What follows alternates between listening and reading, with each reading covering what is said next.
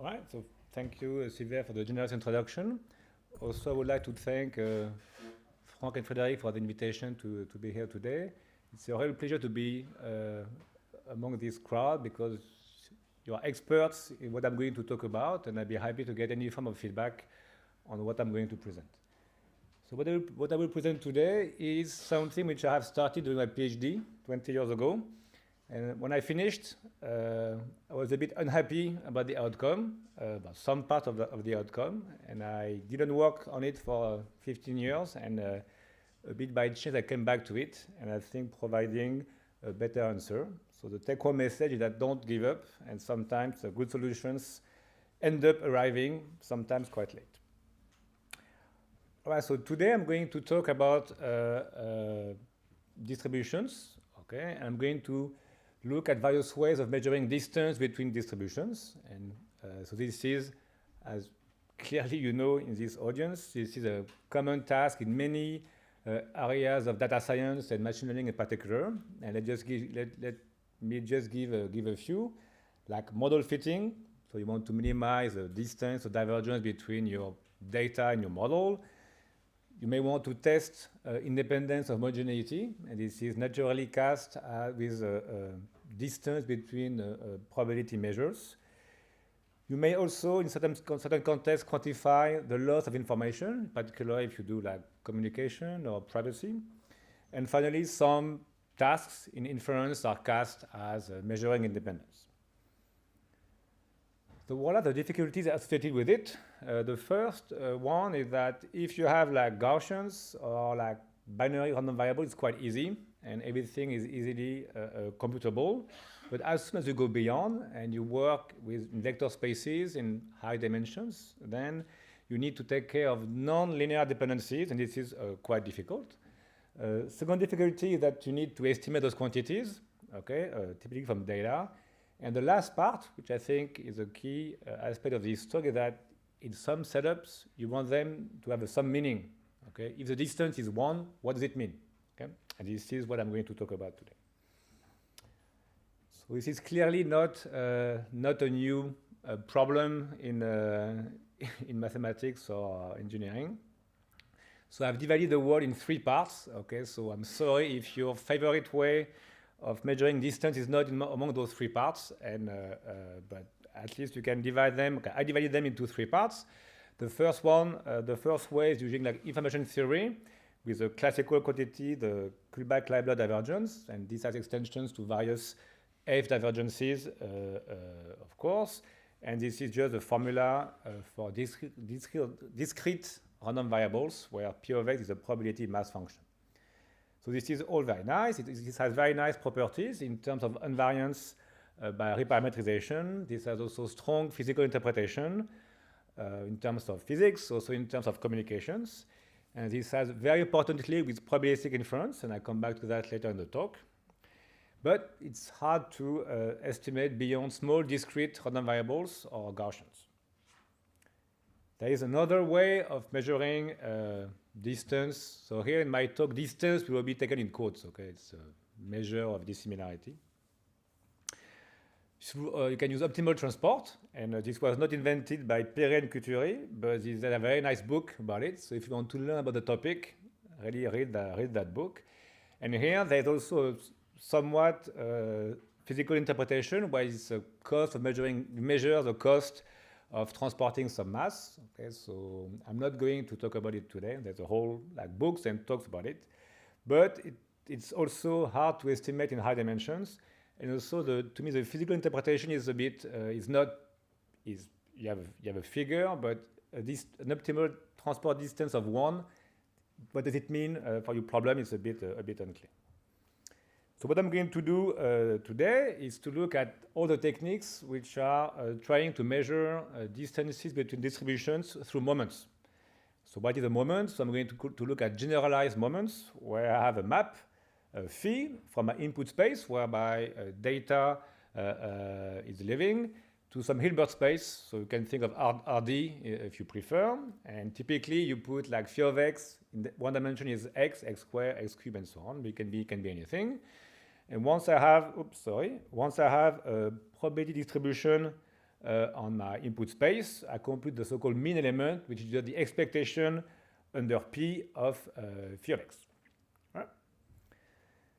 So what is known about that way of measuring distances is that if you take the moments large enough, so if you take all monomials, then this is characterizing the distribution. Okay, and once you have this mean element, which may live in an infinite dimensional space, then you can simply measure the distance between those mean elements. And since I've assumed some Euclidean or Hilbertian structure, I just take the norm associated with my space. Okay, and it's often called the maximal mean discrepancy in machine learning. Okay, but this has also different names. So the nice aspect is that it's easy to estimate. Okay, and you can even, in context where phi is high dimensional, you don't need to map the data explicitly. You can use the kernel trick, which I will come back to later, to estimate this in like a polynomial time in n being the number of samples. It's easy to estimate. There is no curse of dimensionality in terms of the sample size. It goes down. This goes down to the once you estimate the true one with a rate of 1/√n being the number of observations. And this is all nice. This has many applications. There's a very nice paper by Muonde and colleague, and this is used like in many areas in machine learning. But to me, what's missing here is a link with information theory. Okay, so what does it mean to have this equal to 1 is totally unclear, and the goal of the talk is to try to take those techniques based on moments to a framework where this starts to have a meaning. So the key, not novelty, but the key point about what I'm going to present is simply not to measure the mean element, the expectation of phi of x, but the covariance associated with this same feature. Okay, so the non-centered covariance. I'm not going to remove the mean. I'm just going to consider the expectation of phi times phi star. So here I'm going to use complex numbers. So star is a conjugate transpose. So if phi is a vector of size d, this is a d by d matrix. Okay, and if you are in infinite dimension, this is just an operator, but this is not going to make a difference. So by construction, phi times phi star is a symmetric, self-adjoint. It's also positive semi-definite.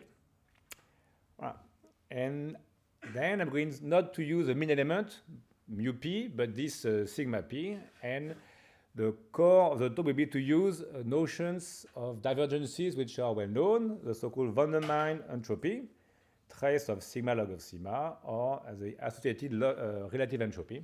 Okay, the main core of the talk is take this, apply that, and see what you get.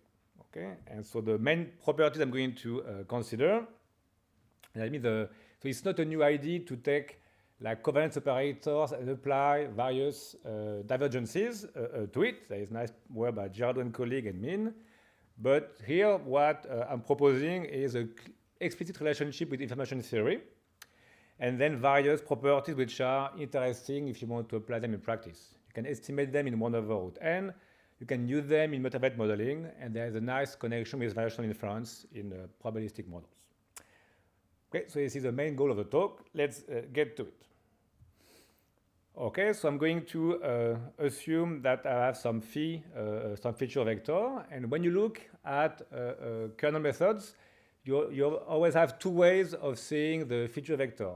Either explicitly, okay, phi of x is x, x squared, x cubed, and so on, or only implicitly through the dot product of phi of x times some phi of y.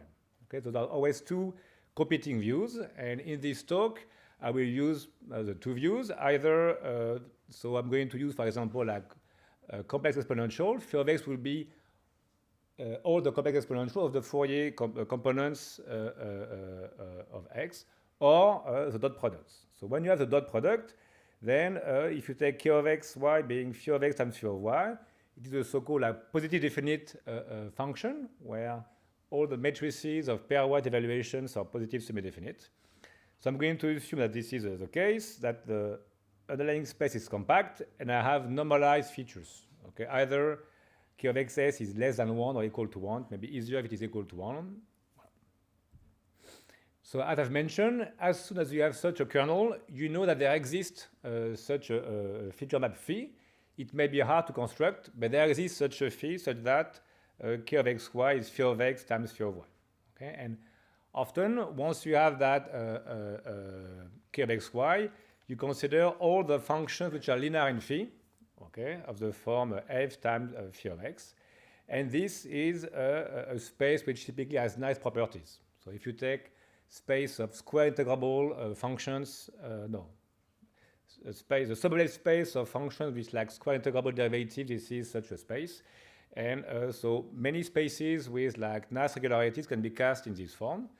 And the key aspect here is that because of this like so-called kernel trick, you can look at those functions, which is a complex object, as simply like linear regression. Okay, I have some phi of x, which is explicit or implicit, and I just have f times phi of x. So I do as if I was doing linear regression. So the key here is that depending on the kernel, you can the space of functions which you can define can be small or large. Okay, so if phi of x is just x, for example, you just have linear functions. If phi of x has x and the x times x, you get quadratic functions. And the key here is that since you want to characterize distributions through moments, you want phi of x to be quite large, have many moments or many functions. And what I'm going to assume is some form of universality, is that phi of x is infinite dimensional and has a lot of components. And technically, this means that this space of function is dense in the set of continuous functions. So classical example, okay, that people use a lot is the so-called Gaussian kernel, where you have K of xy just the exponential of minus the square distance plus some width over there. And here, what you can show is that the space of functions which you obtain by doing f times phi of x, well, phi of x here is very hard to write down, but you know it exists, are just very smooth functions. So this is the first view where the kernel is there and phi of x is implicit. But if you prefer, and I'm going to do that for the rest of the talk, I'm going to use concrete example, the torus 0,1 to the d, with a kernel which is translation invariant, which depends only on the difference between x minus y. And q here will be a one periodic function with positive Fourier series, q hat. And you can then define explicitly what phi of x is. Phi of x is, as I've mentioned earlier, you take all the frequencies on the grid. Okay, you can just take the grid because I've assumed like one periodicity. You take the corresponding complex exponential, okay, and then you add some normalizing factor, and this is your phi of x. So it's an infinite dimensional vector indexed by omega in Zen d. So now you can check, first you can check that you can compute phi of x times phi of y. Okay, this is simply by taking the sum over omega, which you can compute if you want. But now you can look at what it means to have some covariance operator here. So if I take sigma p defined like this, and I write phi of x using my complex exponentials, sigma p is the element omega prime of sigma p, is simply the exponential, it just depends on the characteristic function of p. Why? Because you have the expectation of this times this for omega prime transpose, and you get back the characteristic function. So in a sense, for that particular example, you can think of the covariance operator as being just putting the characteristic function in a matrix. Okay, here in the Toeplitz matrix, because you index all the elements, you take a value of the characteristic function only with omega times omega prime. So if you add anything to omega and the same thing to omega prime, it doesn't move, and you end up with a Toeplitz operator. Okay, so this is really a specific way of representing the characteristic function if you wish. Example that we're going to use, you can take q hat being the exponential like that, okay, and you have the exponential decay. You can check or look at the paper that for that q hat, you can compute q of xy explicitly, like this. Of course, and this is one key aspect of kernel methods, you can choose whatever x you like. Okay, so often when you teach or give talks, you take X, which is simple, like the torus, the interval, or RD. You can also take finite sets. Okay, in the context, finite set, if you use a one-hot encoding, where if you have D values for your finite set, and you map X to the canonical basis, it's a one-hot encoding, then you can check that sigma p here will simply be a diagonal with a probability mass function in its diagonal. Okay, and finally you can use other types of sets. Okay, if you prefer. But I will mention this later. For most, this was fashionable like 20 years ago when I did my PhD. Give me a set, distributions, images, graphs, whatever. You can define kernels which are adapted to that set. Okay, so this is a way to extend information theory to beyond classical sets like these ones. All right, so let's look at some properties of these covariance operators. Okay, so first property, sigma p is positive semi-definite. It's almost by design because phi times phi star is positive semi-definite, so I take expectations, so it's also PSD. The trace is less than 1 because the trace is simply the integral of the norm of phi of x squared. And I have assumed like normalized features. So as an operator with finite trace, it has a sequence of eigenvalues set into 0. And because if you assume like density, like universal kernels, the map from P to sigma P is injective. Okay, very much like the map from P to the mean element was injective. It's simply the same thing.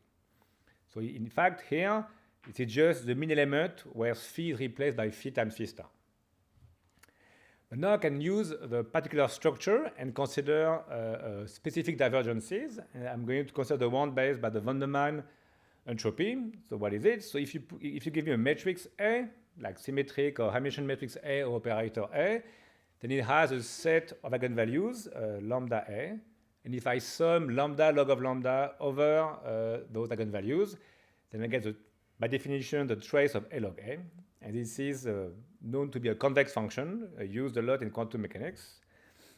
Since you have a convex function, you can define the Bragg-Mine divergence associated with that convex function. So you simply like, whenever you have a convex function psi, you define psi of A minus psi of B minus this term, which is just the difference between the function and the tangent at B. It's always non-negative. It's always convex in A. Okay, and this is used a lot in many areas of optimization and data science. And this is what I'm going to call the Kublak-Leibler divergence, or von Neumann divergence, if you prefer. So what are the properties of that object? Okay, some of them are simple and easy to prove. Like the one I've mentioned, it's non-negative, like all Bragg-Mine divergences, equal to 0 if only A equal to B, because function psi here is strictly convex. This is quite reasonable and simple enough. But a key property is that it is jointly convex in A and B. Convexity in A is obvious because it's simply like a trace of L of G plus some linear term. But the convexity in B as well is totally non-obvious. And in fact, the proof, there are multiple proofs which originate all from quantum information theory. And this is really important property I'm going to use like in the next slide. And this has many applications. Okay, first, if totally unrelated to my talk, but I think I should mention it, all the nice matrix concentration inequalities by Trop and colleagues are all based on the joint convexity of the von Neumann entropy. So this is really a nice property. It's also used a lot in optimization. All right, so why is it nice for us? Because since I have a jointly convex function, I can use Jensen's inequality. And I'm going to use it in 2 slides, I think, in fact. 3 slides, maybe. All right, so what am I defining? I'm simply defining, okay, I have those covariance operators of matrices sigma p, sigma q for my distributions p and q. I have my von Neumann relative entropy. So I define simply the kernel relative entropy as being this von Neumann entropy applied to those covariance matrices. Okay, this is a fairly direct definition. So a few properties. So this is finite under general conditions. So if P and Q are not to mean, this is finite. It's always non-negative by construction because it's a Bragg-Mine divergence like this. you get equality if only if sigma p is equal to sigma q, but because I have assumed that the map from p to sigma p to be injective, it's only if p is equal to q. And it's also jointly convex in p and q. Okay, so we start to preserve some nice properties of the classical Shannon relative entropy. Okay, those two are shared by the Shannon relative entropy. You can extend this to the non-relative entropy to define the notion of entropy, but as is common, if you have like continuous spaces, it's a bit of a pain to normalize. So I'm going to not mention it today. You can look at the paper if you prefer.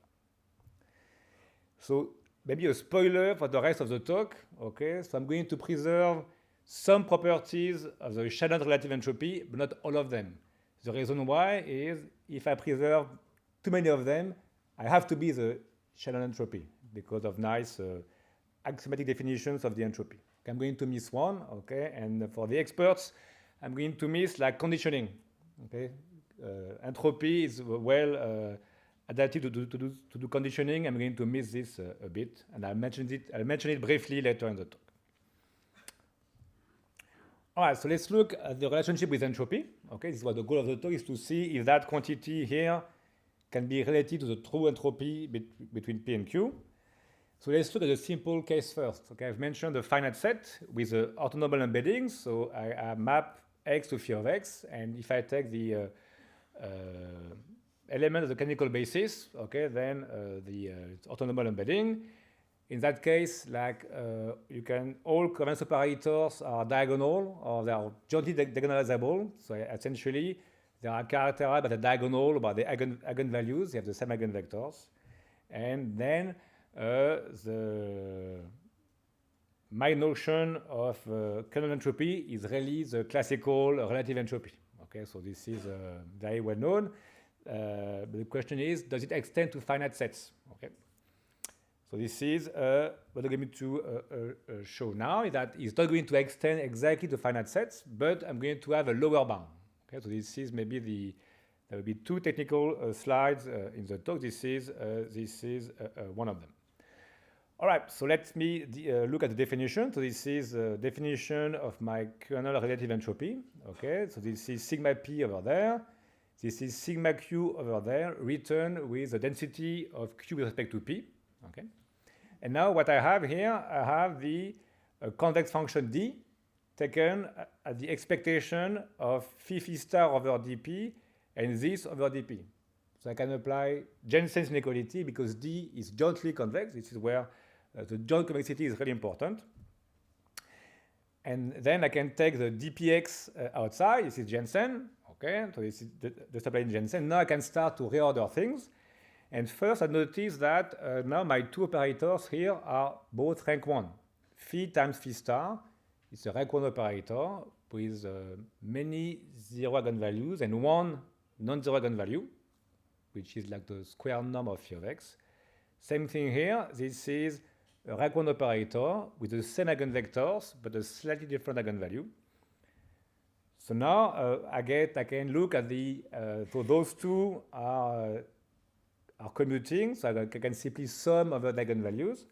The ones which are 0 don't contribute to the sum because 0 log of 0 is 0. And I just have to keep the eigenvalue, which is non-zero, which is this one for the blue one.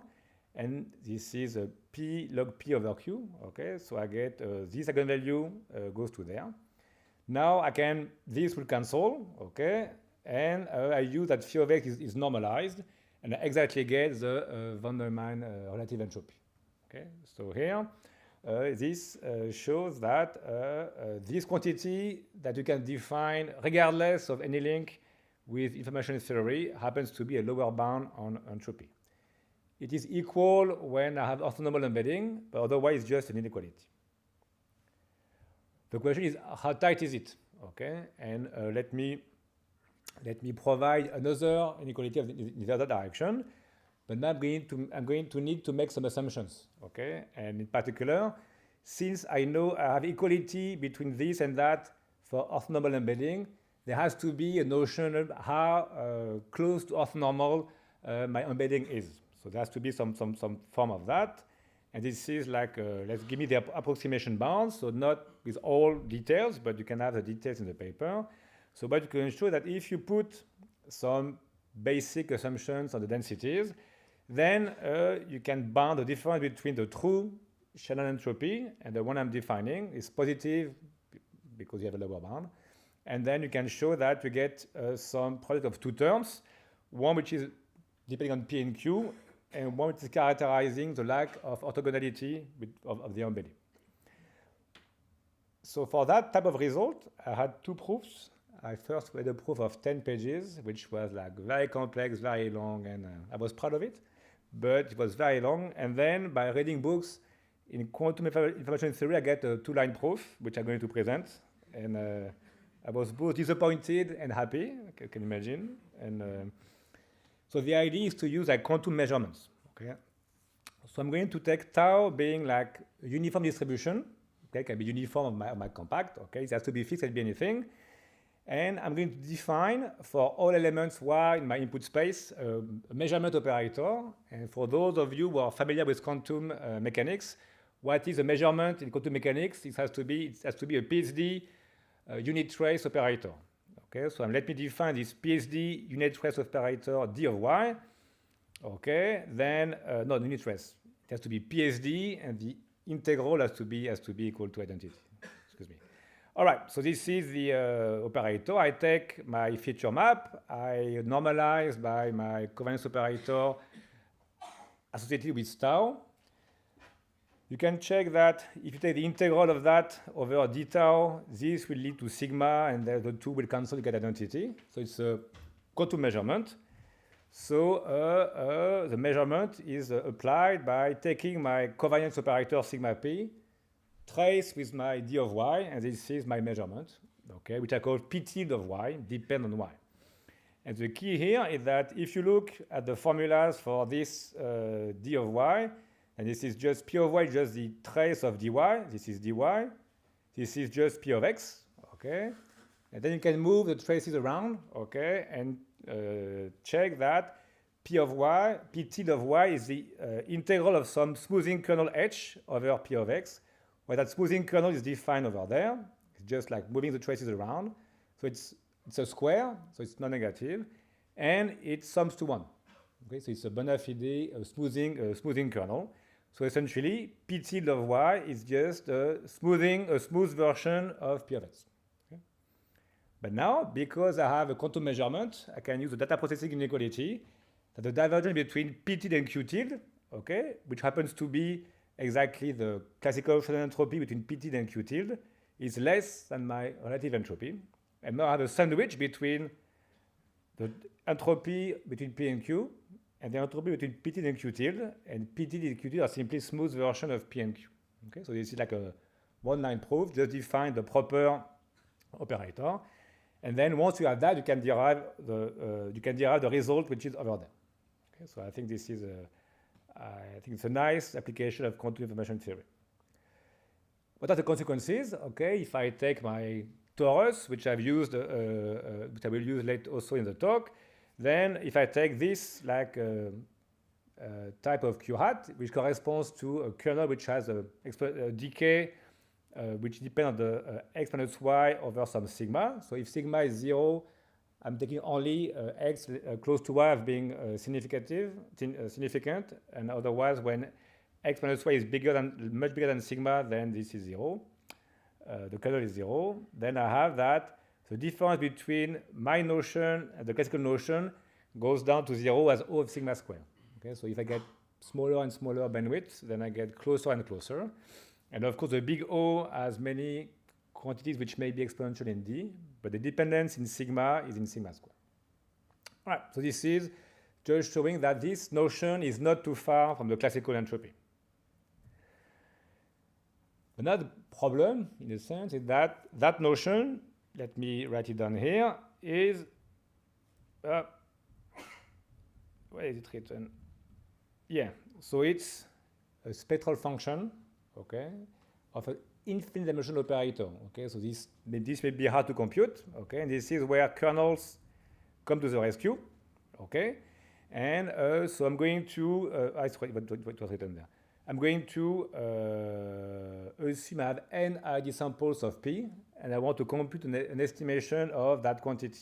I'm going to focus only on the complex part, sigma P log of sigma P, and I look at the paper for the other aspects. The question is, how can you estimate trace of sigma P log of sigma P? So there is a natural estimator, okay? Replace sigma P by the empirical covariance matrix, which I will call sigma P hat, and just replace this by that, and then it's a natural estimator, okay? So there are two good things. First, it can be computed easily, and this is a very classical trick in kernel methods, which has been applied to kernel PCA and to other divergences by other people before, where you can show that the eigenvalues of sigma P hat are the same as the ones of the kernel matrix K divided by n. Okay, so K is a matrix of pairwise evaluations, and they have the same eigenvalues, so that trace is equal to that trace.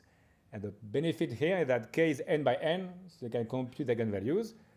This is still costly because it's cubic in n to compute the spectral function, but there are many ways of, you have 20 years of research in kernel methods to make it faster if you want to lower the cost, okay? So you can compute it, nice, but does it do what you want? In particular, since K will have a decaying spectrum, what happens around 0 could be a problem, okay? Because you get like 0 log of 0, you may have some instability around that. And the answer, in fact, it is not, so don't look at that. What you can show is that the difference between the estimate and the true value in some like in expected deviation goes down to 0 as you get more and more observations n, and it is controlled by this dominant term here, which is the larger term in practice, which is of the form square root of C over n, and C as an explicit control. And for the experts in kernel method, this is a so-called, it's often called the maximal leverage score, okay, in the kernel methods. And it happens that if you can control the integral of the leverage score with respect to the regularization parameter, then you get a control. And the key here, there is no need to regularize, just a classical estimator that the simplest you can think of as a good properties. So let's try to see what it means for my torus example.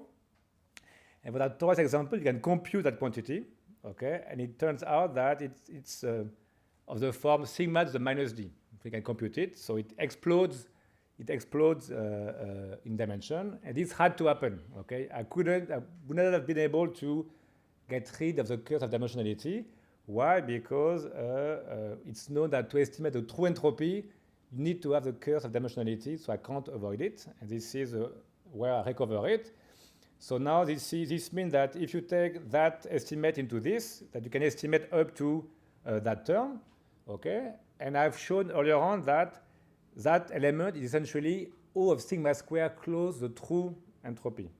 So now I have sigma square on one side, I have that term on the other side, and I can adapt sigma, okay, as a function of n to make it like as small as possible. And if you do that, you get to a rate for entropy estimation and for the true entropy, or the Shannon entropy estimation of that term, okay? N goes down to 0 as n. This is normal, the least you can expect. It's quite slow, because 1 over d type of behavior. It's not optimal, because the optimal one is of that term, of that form, but it's reasonably close. I was quite happy that it was not too far away. Right, so you can estimate for finite sample.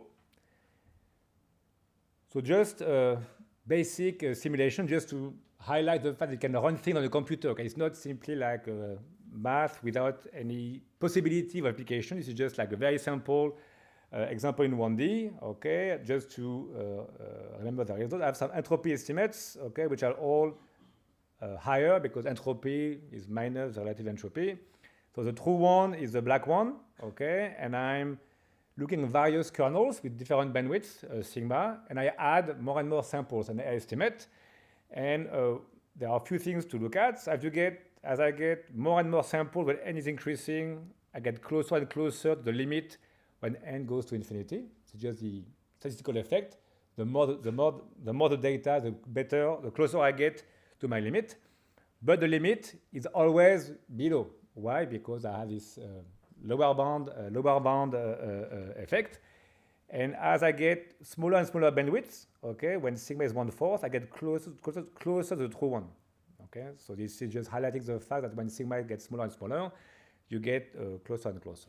Okay, just so this is 1D, but you can do simulations in any dimensions, and people have done this. Since then.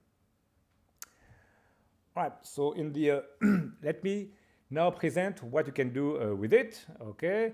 So in fact, the motivation for my PhD was to measure independence. Okay, it was the glorious year of independent component analysis, and people were measuring independence. And what I was doing then, which was wrong, okay, don't tell my advisor, but this was PhD, but this was wrong, is that what many people would do will take, I have two spaces x1, x2, I have two feature map phi1, phi2, and the simple idea was to concatenate them. I take phi1 and phi2, okay? I do concatenation and doing like operator on that concatenated object. It turns out that if you really want to measure independence or to get the full dependence, it's better to take all the tensor product, okay, of those two spaces. So all the product between phi1 and phi2. This is much richer, and this allows to get a stronger behavior. And this is what's done in quantum mechanics. Okay, so I don't know much about quantum mechanics, but if you have two states, then if you observe two states, this is what you need to do. So you have this tensor product. So you get a covariance operator for the tensor product, P of x1, x2. You get 1 for x1, 1 for x2. Okay, so if you want to measure independence, then typically, if you use the material information, you take the Kernel divergence between the joint and the product of marginals, and this can be mimicked for my case as well. This is a joint covariance operator, the product of marginals, and it turns out that it shares many of the properties of the classical mutual information. It's non-negative, okay, equal to 0 if only if x1 and x2 are independent. Okay. So it's not a lower bound on the true one. I forgot. I don't think so. So now, if you measure independence, okay, you may want to check if it measures conditional independence. And this is where things fall apart. Okay, so it's known that if you have a data processing inequality for the Shannon entropy, that the entropy between the joint is bigger than entropy between the marginals, with equality if only if the conditionals are equal. Okay, this is like the last property that you need to be the Shannon entropy. And this one I don't have. Okay, I don't have the nice conditioning, so you can discuss it later if you want. But this is the moment where I cannot be the entropy, the true entropy.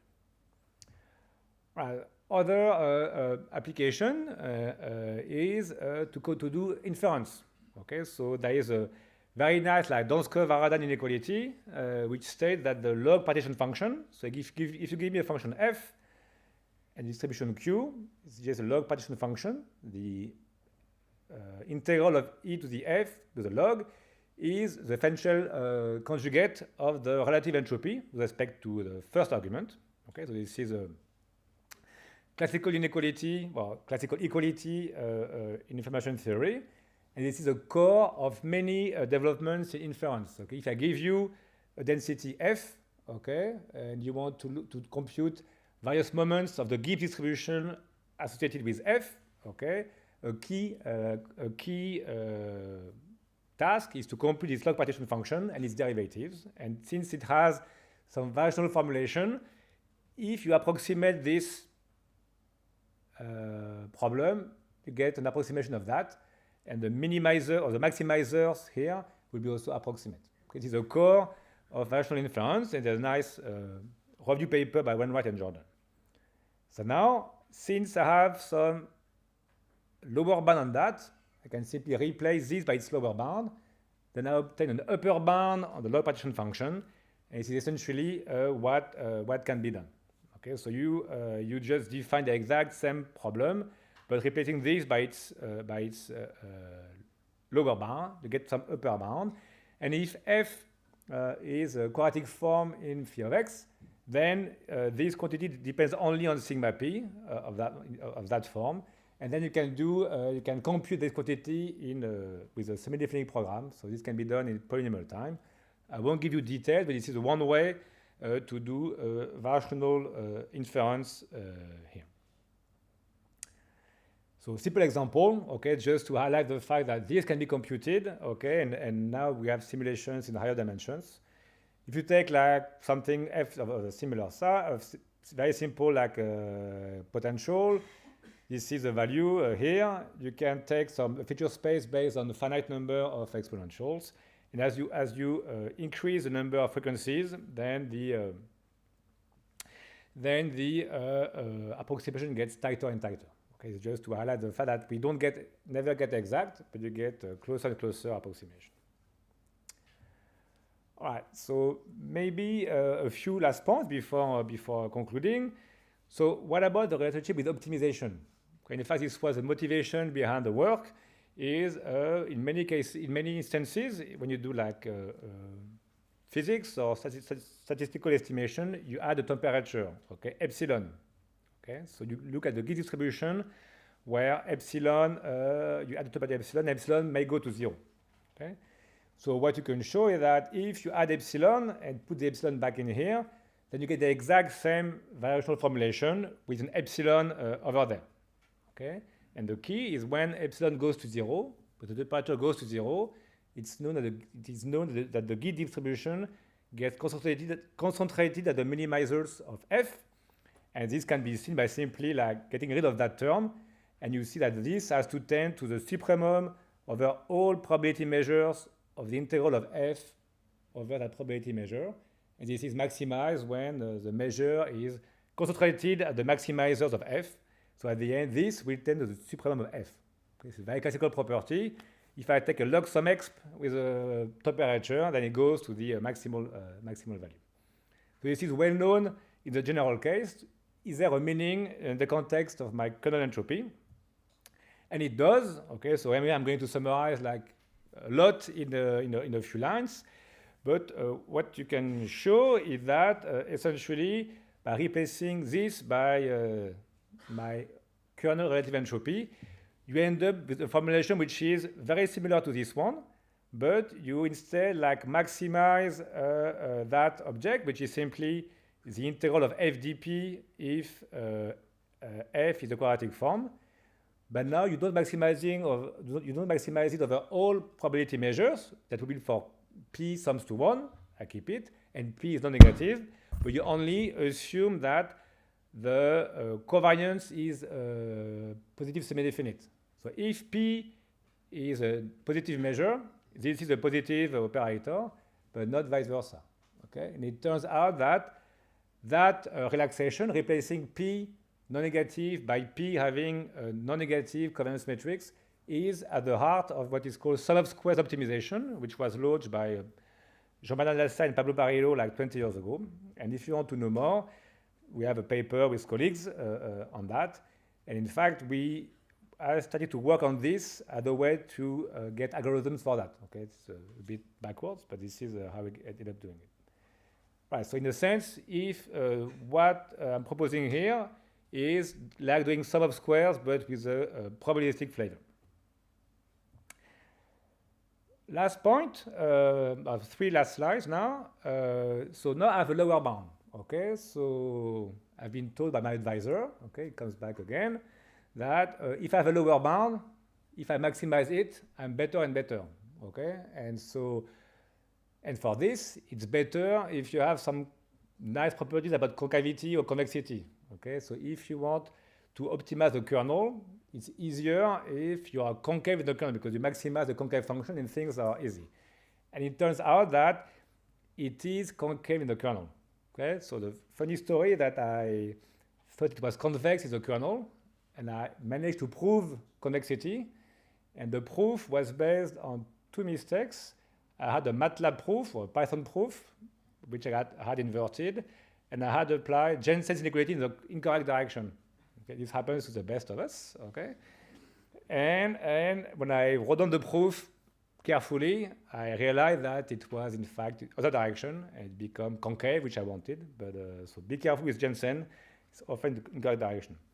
So because it is concave, you can start to maximize over the kernel. Okay, you can make the bound tighter and tighter. Okay, if you wish, and I won't give detail, but this is like a nice property. Okay. that property like that.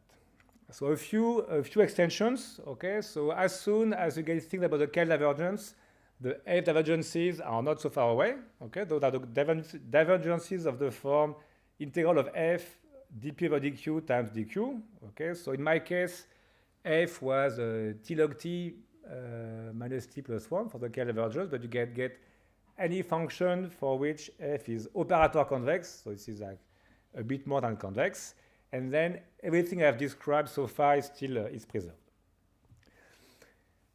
Then you can have other and better notions of quantum divergences, and in fact this is a nice suggestion by Omar Fauzi from ENS Lyon. So I cited the paper and he said, but you have lower bounds, but it's known that there are like better quantities in quantum, the quantum world, which is that quantity, okay, which is the same as this one if A and B are commuting, but which is different. Jointly convex, not obvious, and always better. So essentially, if you take what you had before and replace this by that, you can only do better, okay, which is true. And this is what I've done later. Then no, let me forget about that. So a few discussion points, because you probably wonder, maybe some of you have some questions about that. Aren't you just doing Gaussian in feature space? Okay, so this was something which was fashionable 20 years ago. You take a problem, okay, map it to a high-dimensional space, okay, through phi of x, and do some classical things in the feature space. And classical things are linear methods or Gaussian assumptions. It is not true, because if I were doing this, I would get the classical like Stein divergence between like covariances, which is not what I'm using. Then you may wonder, are there any links with quantum mechanics or quantum inversion theory?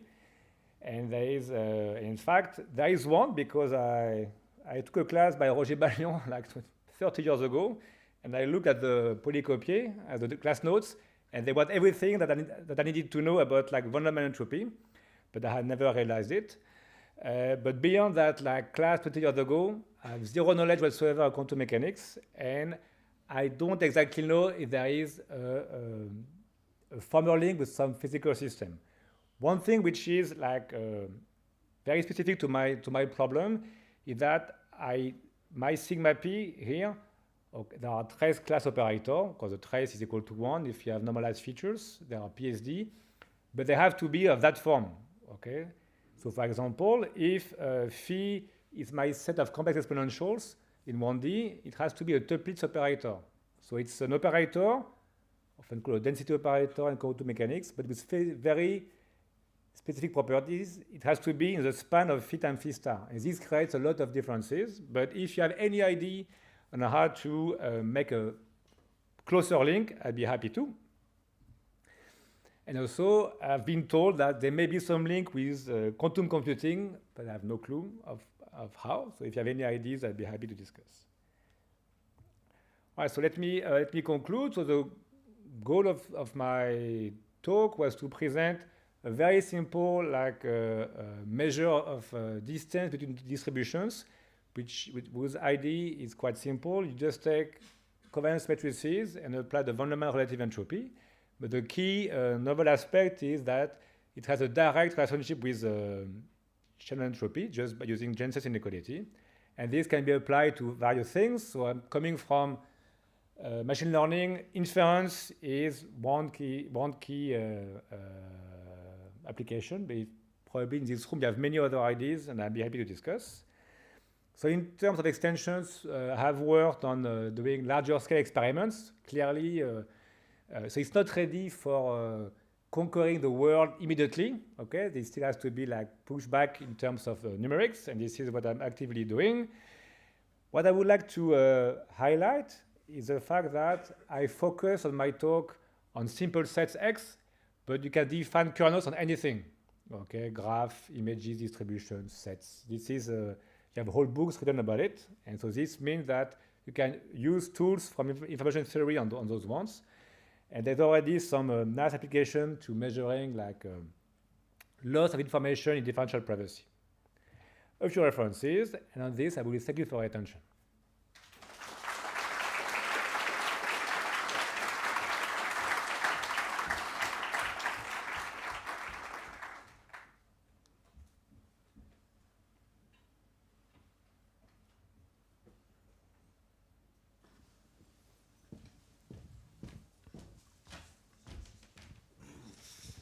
Thank you for this very interesting talk. Are there questions? I will go.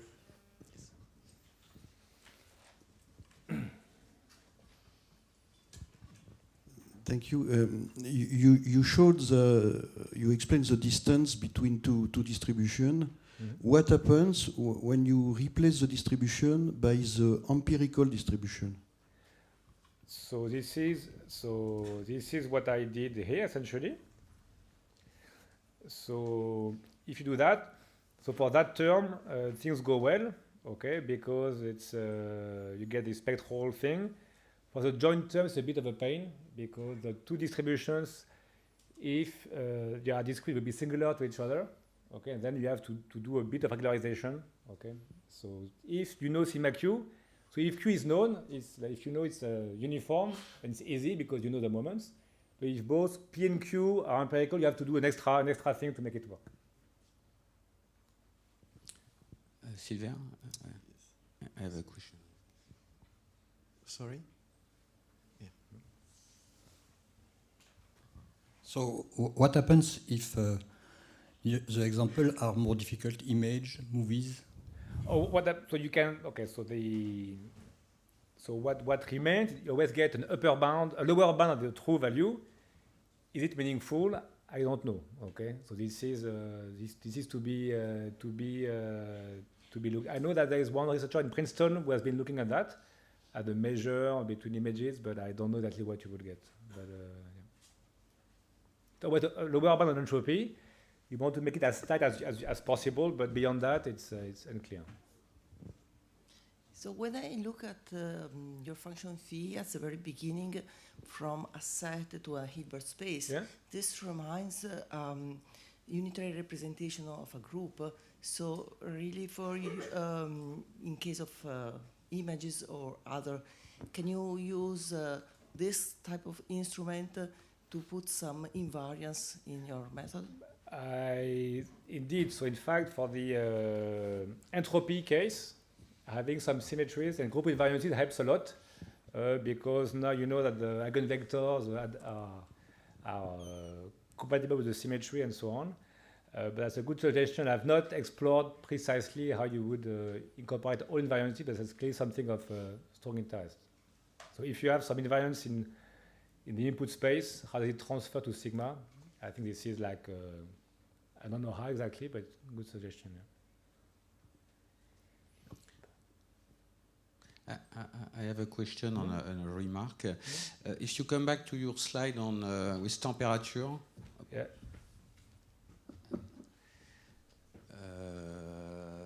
Yeah, this one. So in physics, especially Roger Balian, he don't like this one. So if Q is a uniform law, so you could it will play the role of entropy. Yeah. So you have here it will be the free energy. Energy minus the temperature by the entropy. But in fact, the good potential is not this one. Is the Massieu potential. So François Massieu was from Corps des Mines. And if you divide by temperature here, okay, so here you will have the inverse of temperature by the energy minus the entropy.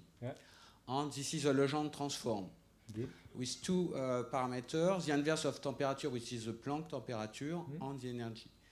And so the remark of Balian is if you use the free energy, you lost the Legendre transform. And what is important, and the good parametrization is the inverse of temperature, the Planck temperature. And the story is very funny because it was a reviewer, it was Bertrand who has reviewed the paper of Massieu. And Massieu has parameterized by the inverse of temperature, and Bertrand say, no, I would like to parameterize by temperature, and we have to wait Planck to understand that the good parametrization is the inverse of temperature. So I invite you, Roger Balian has made a paper on the website of Académie des Sciences I'll ask him, on the Massieu potential, and you have an archive in École des Mines on Massieu. Okay, look. Now my question is that in information geometry, so I know that you know also the book of Rajendra Bhatia. So on the cone of symmetric definite positive matrices, we have another metric also for these matrices, which is linked to the to the trace, the sum of the square log of the extended eigenvalue between the two matrices. Is there some links between this distance and? I have no clue. I think this is. Haven't you used this once? Yes. Okay. I'm surprised between the two. No. Probably you can extend this to that class of matrices. The key question is, does it have a meaning for P and Q? Because you can always take any measure of dependence between two PSD matrices, but because mine are specific, they are covariance matrices, it has to have a meaning for P and Q directly. Probably it has, but is this meaning a classical meaning or a new meaning? That's a different story. But I'll have a look. Yeah, thanks. Yeah, that's good. Maybe we have time. Yes.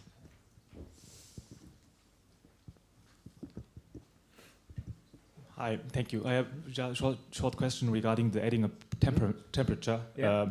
Do you think it is possible to introduce considerations like that by introducing some deformation on the level of quantum C-star algebras? So you introduce some dual number on that level abstractly, and this will take the role of the temperature because it really looks. So you want a small epsilon there, and that's how the infinitesimal stuff working in the. I would be very happy that going from 0 to operator is like adding some noise in a quantum world, but I have no clue if this has any meaning. Okay, but if you have any idea in mind, please come to me after the talk, because I'm totally non-knowledgeable in quantum mechanics, apart from having one class long ago. Thank you.